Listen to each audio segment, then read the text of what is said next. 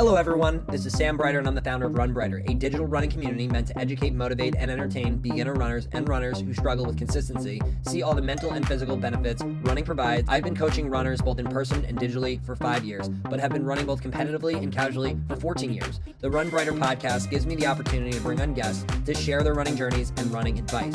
I assure you, listening to this podcast will make you want to run and follow your journey, as the conversations in this episode will send signals to your mind that even when it's cold, you're sore, tired, or going through something, that a run is still well worth doing. Well, welcome to another episode in the Run Breiter Podcast. This is episode number 36, and excited to say we got on another awesome guest today.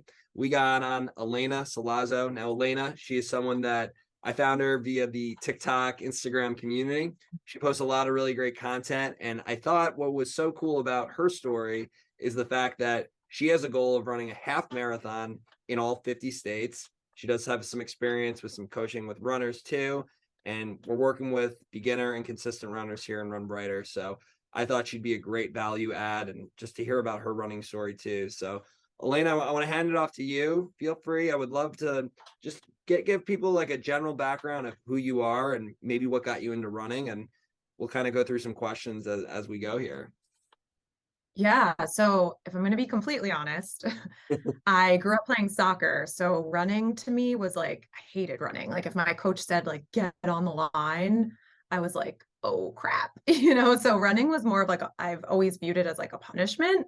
Cut to today where I love it. Like you said, I have like a very long-term goal of running at least a half marathon in all 50 states. And I, am a run coach, like super invested in the run community, love it. So what happened was after I graduated college and I was no longer playing soccer anymore, I know you just ran the Miami Marathon. That was actually my first half ever. So it holds like a special place in my heart.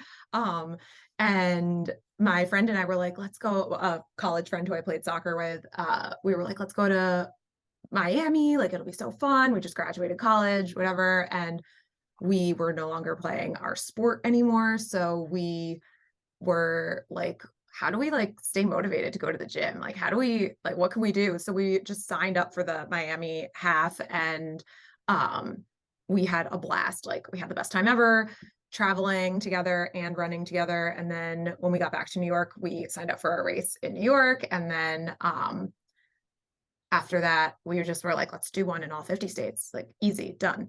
We thought we invented it. Like, we were the first people to have this brilliant idea. And then I kind of just, it spiraled into falling in love with, just running, and the whole community was so great. It was totally different than anything I ever experienced. That's awesome. I love that story. And I mean, I'm starting to notice more and more people, the older I get, that have these stories of, I used to be a competitive athlete and play a sport, and then I just wanted to stay in shape and then adopted to running. But it makes complete sense. I mean, there's less opportunities to be a competitive athlete as you get older for a team sport, and we all have busy schedules, right? And so something like running, I think, is a great way to be able to both do it independently, but also have a community that you can get behind and really participate in some awesome events. So thank you for telling that story. So, I mean, it sounds like you and your friend, you're doing this 50 state journey together. Is that correct? Yep. So we played soccer together in college, and we've, carried on the friendship and just like that competitive spirit, and we do it together, which does make it a little bit more challenging, like the planning side of the 50 states. I'm sure like like you said, you have a busy schedule. There's so many things. So planning them, like the training, the planning, not only do I have to do it for myself, but I have to do it for someone else too, and like make sure it all aligns.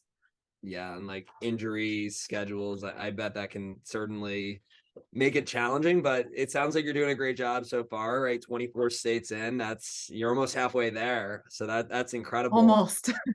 So how long has this journey been where you've been able to do 24 half marathons over? We started in 2015. And yeah, 2015. I should have got my dates all lined out before we started. we're not going to do like a background check on you by any means, but Yeah, someone check the Miami results for 2014, 2015, see which one it was. I don't remember. No, I'm pretty sure we started in 2015. And we actually got lucky because in 2020, which was COVID, we did one in January and one in February. So like right before everything shut down, I was able to get two in that year. So yeah, we did lose like a little bit of steam, but we try to do around 3 or 4 a year.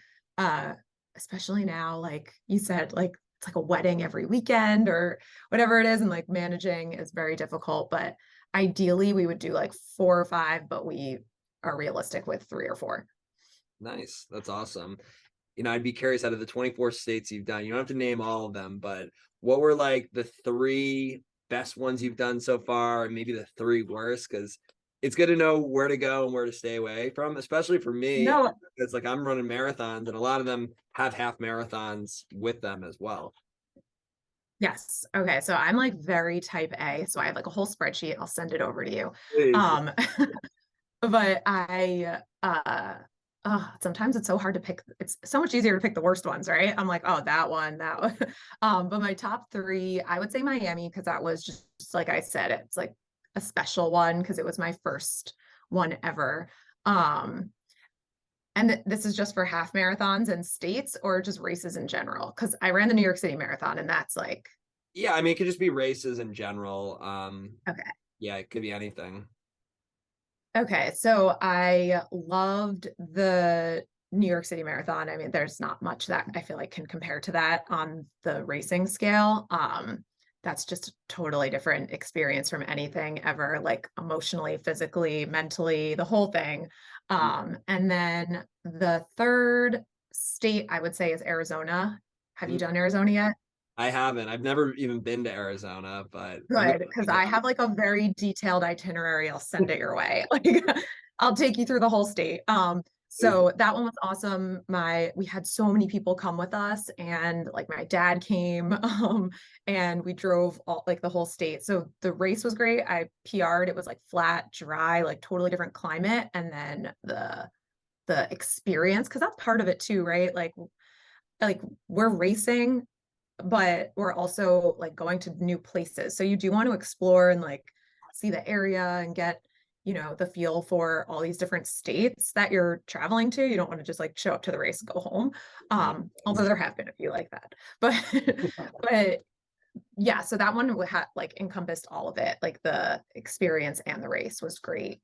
And then okay, I was only allowed 3, so I'll stop there. But then for my worst, the one in Arizona, though, what was the specific name of that race, by the way? it was a rock and roll. It was a rock and roll race, so it was like super well run. A lot of people, a lot of fans, like a great after party with, they always have like a good musical band after. But I thought the whole thing was great, and I really enjoyed just Arizona in general. So it was a good experience. And they have the marathon. So I think. So I think you can do that one. Yeah, no, I'm pretty sure like most of the rock and roll ones, they do like marathon, half marathon, and like a 10K, even 5K Yes. sometimes. So yeah, I've never done a rock and roll race, but I definitely would like to do one soon. And it's nice to know the one in Arizona made your top 3 list. So maybe I'll have to consider that. Yeah, definitely. Okay, so my top 3 worst ones. All right. Yeah.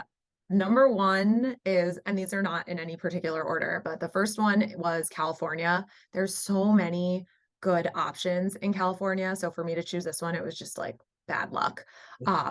It was in LA at night. It's called like the New Year's Eve race. I don't even think they do it anymore, but it was just like coned off. So you would go down a hill and then you'd see people running back up it. And you were like, crap, I have to do that. Like right when I get to the bottom of this like very steep hill, it was at night. There was not a lot of people.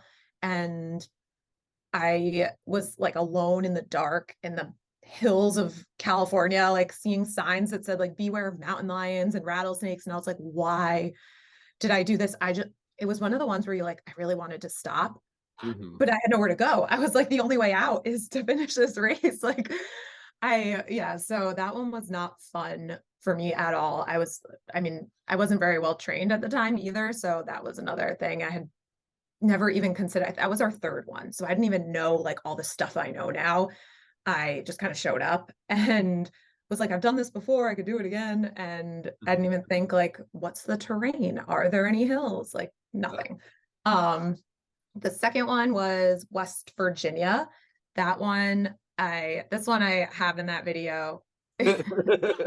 I don't think it was necessarily the race. It was just a wild experience where someone's pet python got out along the course. Yeah, it was just so insane. So we get to the start line and we are hearing people like talk about it, and we think that I'm thinking, I'm like, oh, this is like near a college campus because it's near University of West Virginia. So I'm assuming that it is just like a college joke, like myth, like, oh, there's a python in the woods, like like Bigfoot. And turns out we found out like through talking to people while we were running that someone's pet python got lost, and the news found out, like the police found out that it was at mile 3. That was like the last time they spotted it. So the police went to go get this python, which was 15 feet long. And then they realized they were not equipped to handle it. And then when they came back, it was gone. So it was somewhere in the woods, and it was like all over the news. We weren't from West Virginia. We weren't like watching the West Virginian news. So that was horrifying. Yeah. It was one of those things where I was like, it's good. Like the whole time, if like someone crunched on a leaf, I would be like, and so Megan, after a certain point, the girl I run with was like, I can't run with you anymore. You're like freaking me out because you keep jumping the whole time. Awesome. And then the third one would probably be,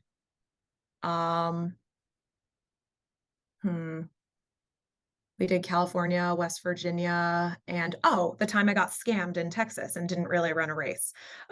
So that's something I can warn you about. There's this thing called the I Ran series, and just don't do it if you're looking to run a race, because we showed up to basically a trail that ran along the highway behind a hotel, and we were told by this woman who just like hit start on her phone just to go out till the trail ends, come back, and then do it twice. We didn't have cribs, there was no chips, like it was just us. And then she gave us a medal at the end. It had like a sticker plopped on it and a Chewy bar.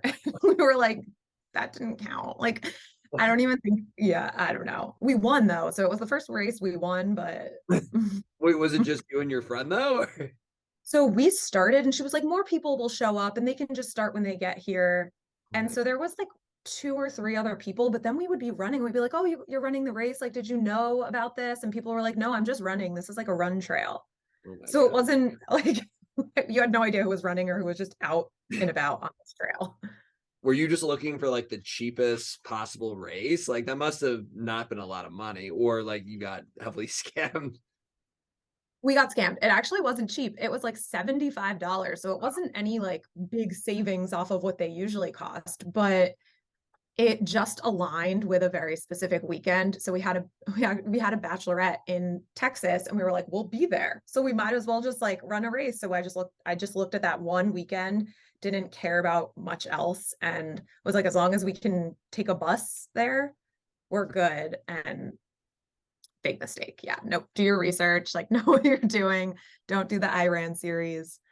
Long story short, I think we have to do Texas again. So I highly recommend the Austin half. I just did a marathon, and that was an incredible experience. I've done New York City's marathon too. I did it this past year, and to be honest, like they're close. Like as far as like which is better. I mean, New York, you're gonna have like a much more lively crowd, and you're running through Manhattan, but like Austin has some cool parts to it, and the crowd wasn't as loud, but it was like a really good, consistent crowd. Like they love running out there. So that's one, if you want to go to Texas, I would highly recommend. But I'm glad I got that one checked off the box and I didn't do the one that you signed up for, because that sounds brutal.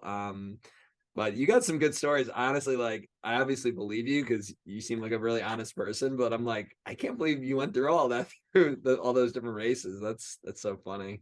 I know. I mean, some were just like you show up, you get it done. But yeah, we have some weird things happen to us. And in the moment, it's not like, I can laugh about it now, you know, but Like, in the moment, yeah, like I'm like, ha ha ha, a python in the woods. But at the time I was having like a freak out. I actually have like a very severe fear of snakes, like from that experience.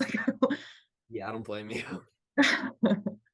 That's so funny. Yeah, I mean, I've only had like one really tough half marathon that I've done, like as far as like the experience where I was like, I would never do this race again, which was a race that was in Queens and Brooklyn. I don't remember the full name, but it was a smaller race with like 150 runners. And the race was not on a course that was cut off, right? Like, you know, they didn't close the streets per se. And so like Okay. I was literally running through Queens and Brooklyn on a Saturday at 6 p.m. and we were literally running through traffic, and like everyone who was running had probably 1 to 2 moments where they almost got hit by a car. And like I trained for it. I'm like, I'm gonna PR, and I had no idea what I was getting into. And again, it wasn't a cheap race. It was like a $75-$80 race. And it was just the most miserable experience ever. But the ones you did, where the Python, that would have freaked me out. Fact that like you didn't even have like bibs too, that must have been tough. But you learn from those experiences, right? And now the people who are listening, they're not going to sign up for those races. Yeah, no, definitely not. And the python one, like I'm sure that wouldn't happen again, right? I mean, I don't know how many. that's just bad luck. I mean, but That it's was bad luck. Virginia, so you know, there's a lot of crazy things that happen there. So Yeah, you never know.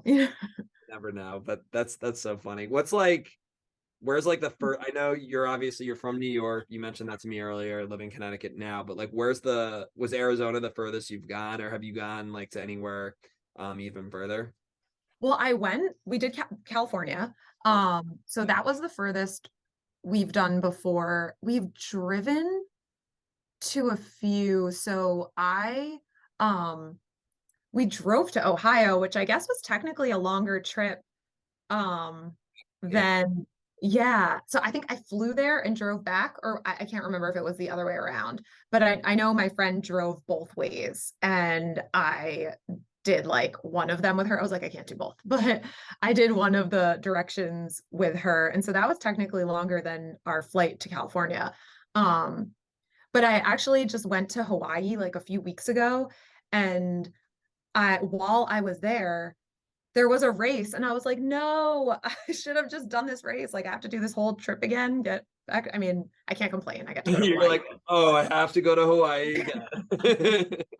But that's a long trip, like, It is, you know, yeah. to run. So That's what I was like thinking. I'm like, I wonder if she's gone to Hawaii or Alaska, because those are the two ones that like are probably the most travel that you have to do. But I'm sure you'll have other opportunities. But that's really exciting, and like I'm so glad to hear you're like committed to this journey, and I'm excited to like see you progress through that.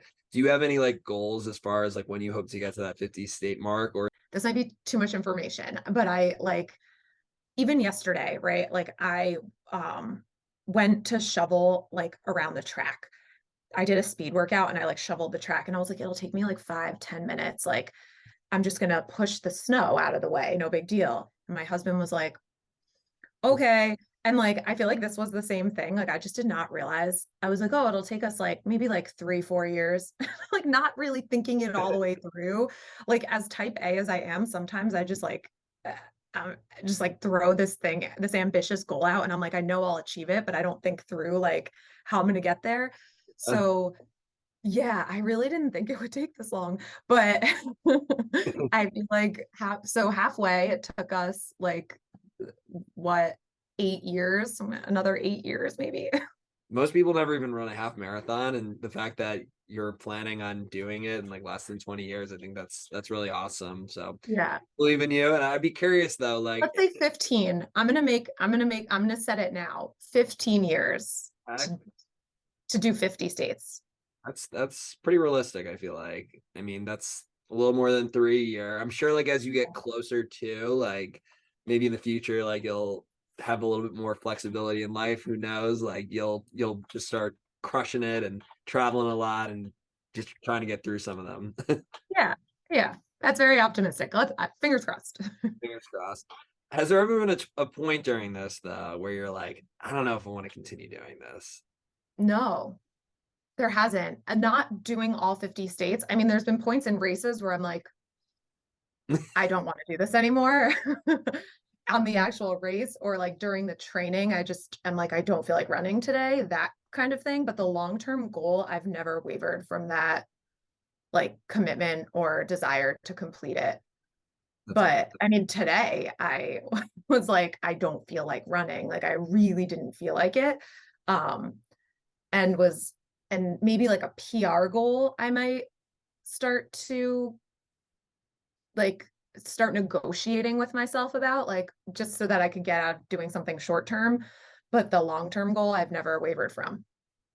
That's incredible. Yeah. And I mean, what do you think motivates you towards this long-term goal? Like what keeps you going with it? Is it the fact that you made this promise to yourself and you want to keep fighting through it? Is it to inspire others? Is it just your love of running, or is it a combo of some of those? Yeah, I would definitely say a combo, because I think so the long-term goal is the thing that motivates me. It's almost like the other way around. Like it's not like what motivates me to get to the long-term goal. It's like that's the thing that motivates me regularly. So that excites me, like the process of it. And then I feel like it's like exciting and fun to like travel to these places, like to organize it, to see and do new things. And like the running's just like one piece of it, sort of, in like that specific goal. Because there are some races that like the goal is really fun and exciting, but there's certain races where I have like a very specific PR goal. And that's the type of thing that I might start like negotiating out of or not feel so motivated towards, because it's scary and it's hard. But the 50 states goal is more like fun and exciting and like gives me a purpose. And if I can pass that on to someone else, like even better. But yeah, I think the motivation part, that's something I used to like grapple with a lot, but I've kind of changed my mindset around it. Like I used to always like wait to feel motivated.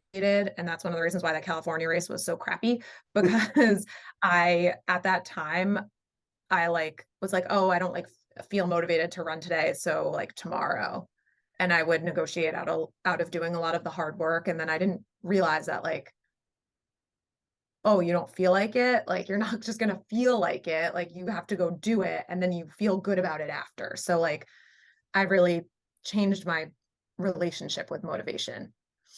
Yeah, that's really great. And I mean, I think there's different points in your life, right, where you're more motivated and less motivated. And I think what you were talking about, and I kind of want to dig more into this, like with the PR goal being negotiated, like that's something at the end of the day that I think a lot of people who run and who also observe other runners can put a lot of pressure on themselves for. I've found a lot of fulfillment myself in like running certain races just for the experience of the race and gaining towards some of the goals that I have as far as like doing as many races as I can and having it part of an experience. So for you, I'd be curious, what is making you feel this way for yourself of like wanting to negotiate PRs, and like how frequently too are you actually trying to PR on these races? Yeah.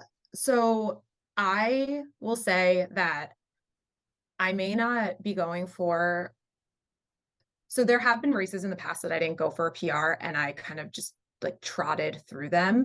But now I go into races and I always race it. Like I do always give it my best effort.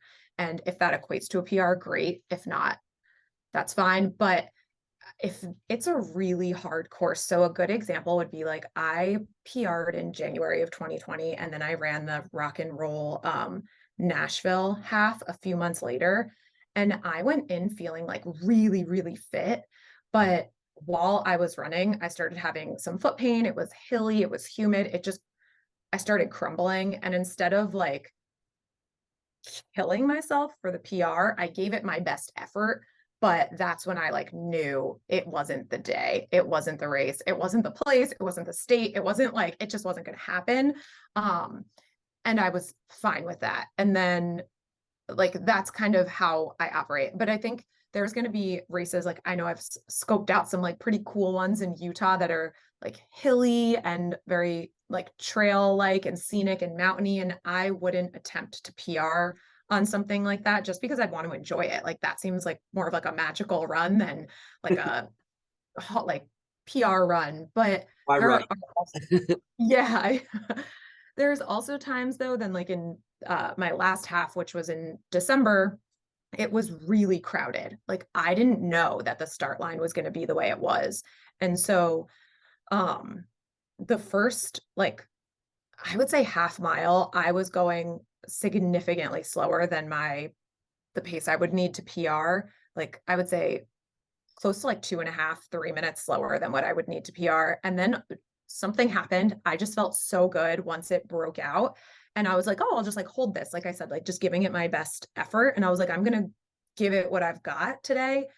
And I ended up having a PR. Like, it was not, I started up. So I think like, as long as you're giving it your best effort and like putting your, being smart about, I think that's the thing, is like, give it your best effort, but be smart. Don't sacrifice your health or, getting an injury, which will just set you back, but give it effort. And if it's the day, it'll be the day. Yeah. Yeah. I mean, that's some really good tips, and I appreciate you opening up about that. And I mean, I couldn't agree more. Like, some races, it's time and a place. Like, if your training and prep is there and like you're feeling good on that day, like, go for it. We all like the feeling, I'm sure you could agree, of PRing in a race after like working really hard. Like, that's one of the best parts about running.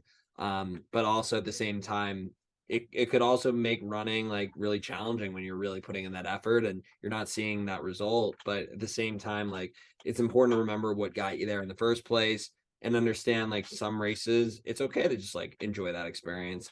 But on this topic of like tips and advice, a lot of people who listen to this podcast are beginner runners, inconsistent runners, and you're obviously someone that you're way past being a beginner runner, and you're super consistent with your running ability, and you help runners and coach runners now, which I think is awesome. Your whole story of progression is really inspiring, and you have so much value to share, and you've shared a lot so far. But would love to hear some of your advice, maybe for like runners who, well, we'll start with runners who haven't even really ran. They are interested in the idea of running, maybe have gone on like a couple jogs through their life, and they don't like it after running a mile or two. It feels hard for them, and they don't see those immediate benefits that you and I both know come from it. What advice do you have for those people to really give running a chance and provide some patience with it? I would say for runners like that, I think it would be really easy to get burnt out. So I would say to give yourself like some grace with like run walking to get to being a little bit, more consistent with running volume. So you don't have to just dive into like 2 miles if that's really hard, or 3, or whatever it is that it says on like some random plan that you found online. So that's one thing I think that's important. The second thing I think is signing up for a race, because having a goal is huge. Like, you and I obviously know, and we may take it a little bit extreme with having like a 15-year goal. But I think that having, even like having a 5K or a 10K, whatever, seems like a little bit of a challenge to you, is really exciting. Like, if a 5K is not a challenge, then it's not going to excite you and you're not going to work towards it. But if a 10K is, then sign up for the 10K. And I think too, as far as being consistent, like, just remember how you feel after you do that run. So that's the thing that gets me through it. I was actually talking to my husband about that this morning. He just like got up and walked out the door. And like I said, I wasn't really feeling like running today. Like, it was cold. It snowed the other day. It was like slushy on the ground. I was like, I'm going to ruin my beautiful new sneakers, like all these thoughts, to like make you not want to do it. And I was like, what is it that like gets you out? And he's like, oh, I'm like so excited for my workout. And I was like, what am I excited for? And I was like, I'm excited for how I feel after I work out. Like, I feel so good. Like, after my run's over, like once I'm in it, it's good, but it's like the starting. So if you can find little ways to get yourself over that catalyst and like start, whether it's like, okay, like I can sit on the couch after I finish my run, or I, like I'll just do 10 minutes or whatever it is. But that consistency is the thing that needs to start for new runners, like, because then you start to enjoy the process and you'll start to really like do it for that after feeling, because you just feel so strong after completing it. Yeah, for sure. And I'm sure something you could agree on with that too is the fact that that feeling that you have, that doesn't happen on the first day. It doesn't happen on the first week. It might take some time, right? But like once you kind of get in that rhythm, and maybe you could speak to this a little bit too, like you'll start getting that feeling a lot more, right? Yeah, definitely. And I think it comes with like pushing yourself outside of your comfort zone.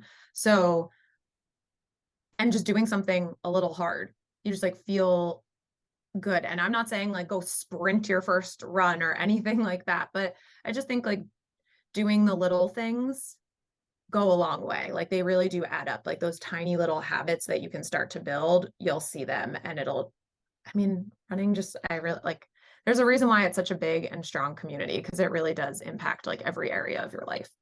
Yeah, it really does. And I think also like what you were talking about before too, with the advice on like if you're struggling to run a mile or 2 miles, running and walking, like that's I coach some runners too, and like that's what I recommend. Like if you're unable to do that distance, well, get the distance, but do it in whichever way you're able to complete it. Take your time with it. And then signing up for a race, as we know, like if we didn't have races, like maybe we'd still run, but we probably wouldn't be as hungry. We probably wouldn't do those workouts as hard. We wouldn't be forcing our heart rate as high. And like that's how you really get better, right? And I think like for me, a lot of those days where I'm like pushing the mileage or pushing the pace, that's when that really great feeling comes. I'm sure like for you too. Is it those more like challenging days that you tend to see like those mental benefits that come with running, or do you also see those on like some of those easier days? Like I'd be curious from your end where you see those the most.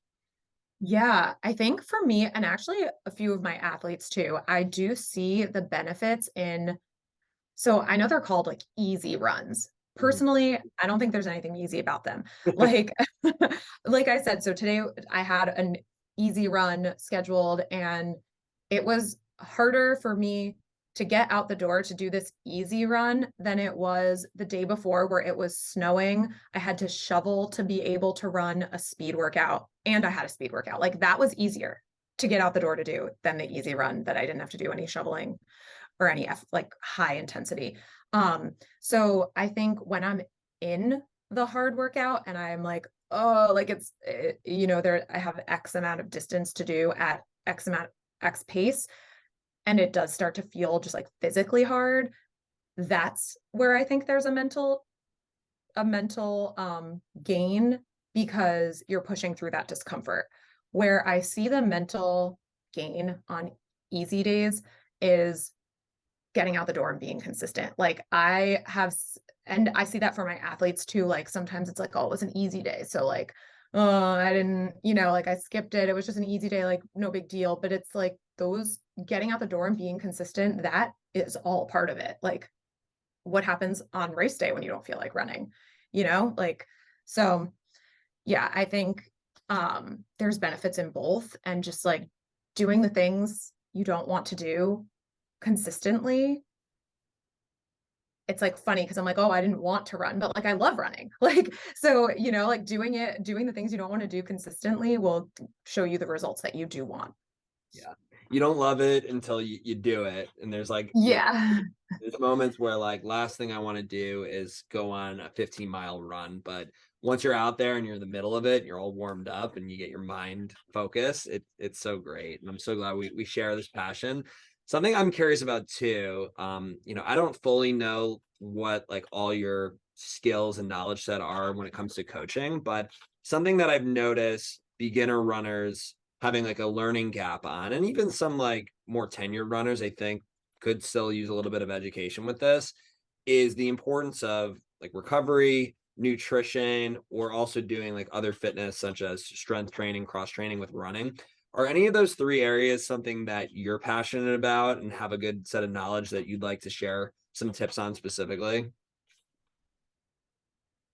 Yeah. So I think running is just a piece of running, right? Like it's just one piece of the pie. Strength training, recovery, diet, just the mental training portion are all encompassing. So I try to go on the philosophy of keeping like the hard days hard and the easy days easy. So what that means for me is like on the hard days, I would have like a speed workout, something that's a little bit more intense heart rate wise, and then also stacking your strength training on that day. And then using the next day as like a full day of recovery, whether that mean, like you said, some light cross training. So your heart rate is a little elevated just to, promote blood flow and recovery, or putting an emphasis on like, this is the day to foam roll, or, focus on stretching, some light yoga, whatever that recovery looks like to you, because I do think people tend to lean in different directions for that. But it does take time, and it does take effort, and it does take planning, even if you're not running. So I feel like my philosophy around that is just making sure you're really organized, and you set yourself up for success by being organized, because I know that myself and plenty of other athletes, they tend to be like, oh, okay, today's a rest day. So like, I'm just going to forget about running and training. But it's like, no, like today's a perfect day to go like do your, like, like your band work, or your, go for like a 45-minute walk, do something that will still push you forward and like move the needle. Because actually, and I can speak for myself, like for me, there's been days where it's like, oh, today's a rest day, and I just sit on the couch like balled up, and I am worse off because like my hips are tight the next day when I have to go for my run, and that's how you get injured. So prioritizing all those things is super important, because it's not that it's not going to help you. It's not like, oh, you ran and you didn't strength train, so you're here, but had you strength trained, you'd be here. It's actually going to put you back, because you might get injured if you're not focusing on those things. Yeah, really, really helpful advice. And thank you so much for sharing that. Now, something, before we get wrapped up here, I want to touch on too is, as we talked about at the beginning of the show, the reason I even found you in the first place was because of some of the great content that you put out. I'd be curious for you, like what motivated you to actually create a social media presence online with running and create content about it? Yeah, so it's definitely evolved over the years, because like I said, I started doing this in 2015. So at first I was like, oh, you know what, I'm just gonna like document it, mainly for me and Megan. And I just started posting like my medals and like random things that I was doing at the time. I was living in the city. And so I was like, oh, I went to like a Nike Run Club run group in in Central Park. Like I'll just like post a picture of that. And now I feel like it's much more of my personality as a runner, things I've learned, trying to share that and pay it forward. And then I think too, like, it is really fun, like connecting with people like you and other runners and seeing what they're doing. So just kind of immersing myself in the run community has been really exciting also via social media. Yeah, I think that's such a great part about it, that I think a lot of people don't even realize, who are like outside of running, the community aspect of it. I mean, like doing this podcast for me, like I've met so many great people with great stories just like yourself. And I'm sure through the way that you're creating content, you engage with people in so many different ways. So that's so cool that, you've obviously had some success there, and that you really, it sounds like, really enjoy it. I actually did. I forgot to mention this too. So like I was saying, I feel like you have to be really organized about your about how you set up your runs and non-runs and strength. Like I was getting really overwhelmed with that. So what I did do is I've created like a planner, and I haven't started selling it yet, but I will be soon. So that's like something to just be on the lookout for. Like it's a way to keep you organized and be able to plan ahead, and then you can like check it off. Because like I said, for me, if it's like not written down and I don't have it slated out, I won't do it. So yeah. Awesome. Well, everyone definitely keep your eyes out on Elena's page for that planner. Cause like, to be honest, like that's something that could help me. And I mean, obviously, like, we have our training plans, but I think what's really hard too is like the other parts of it. I think there's some days where it's like, I know I need to stretch, but maybe after an easy couple miles, like I'm guilty of like not incorporating that. So if you've got something that can help keep people accountable, like that's something I'd probably be interested in myself, honestly. I'll get you on. Thank you. I appreciate that. Cool. Well, any final things you want to mention? Any like final tips or things that you want to share before we tell people where to find your page and connect with you further? I guess just remember that motivation is fleeting. So if you are not feeling motivated today, it doesn't mean like running's over for you. And just, I swear by like Mel Robbins' trick of like counting down. I don't know if you're familiar with her, but just like 5, 4, Tony 3, 2, Robbins' 1. wife? Who? That Tony Robbins' wife, or No, no, no. I don't know. I we'll hope. cut that part out. Nope, they're not married. But she always says like, you might not feel like it, but just count back from 5 and then just go and then like just take the action. So that's a big thing for me. It's been really helpful for me, and hopefully other people can find that helpful too. If you don't feel like it, count down from 5 and then just take the action. And and if you are a beginner runner, another thing that I say to do is just give yourself 10 minutes. Like sometimes time over distance is key when you're starting out.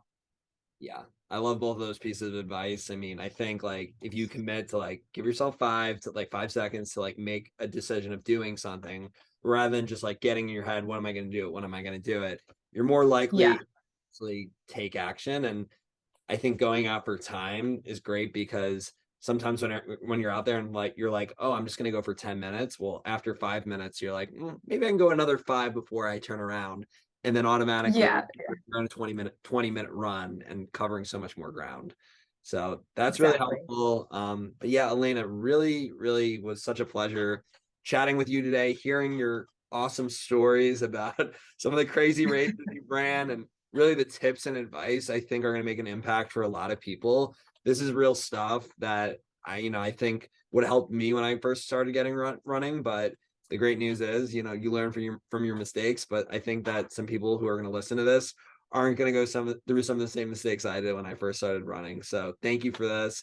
And I'd love for you to just open up about where people can find you. I know you're on Instagram and TikTok. I don't know if you're on any other places creating content or just anything you want to shout out about yourself, but this is your opportunity to go ahead and do so there. Yeah, I'm just on Instagram and TikTok. Handles for both are at running_USA. That's great. And actually, one final question. How did you get running_USA? That's like, I don't know. I guess because I came so long ago. And you know what's funny? I was thinking about it right before this, is like, I don't know if this has ever happened to you, but you like see someone's handle and you read it like as if it's one word. And so I was saying like, oh, run. And I was saying your last name wrong. I was like, Run Breiter. And I'm so sorry. everyone. But I was thinking like, I'm probably saying it wrong. And I was like, I wonder if people think I'm running Gusa. Like, I didn't think that, but okay, I got it. you did, but I think when you see USA, that's Yeah. for us. But The that's underscore separates it, but you never know. I don't know. I've like messed up some really obvious things. So no, it's all good. But yeah, everyone, please follow Elena. I mean it when I say it. I wouldn't have her on. Like, her content, it motivates me. It motivates other people. I've seen the engagement. So keep up the great work. Let's stay in touch. And again, I can't thank you enough for joining the podcast today. awesome. Thank you for having me. This was fun.